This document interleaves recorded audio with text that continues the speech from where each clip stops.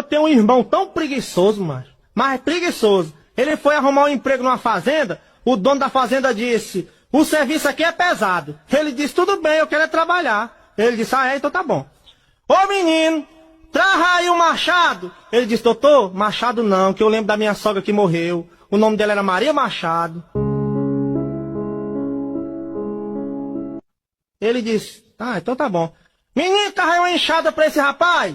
Aí o meu irmão disse, doutor, enxada não, que eu me lembro da minha sogra que morreu. O nome dela era Maria Machado. Morreu inchada.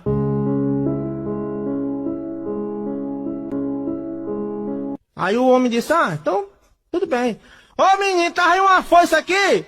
Aí o meu irmão disse, doutor, foice não, que eu me lembro da minha sogra que morreu. O nome dela era Maria Machado, morreu inchada e foi-se embora.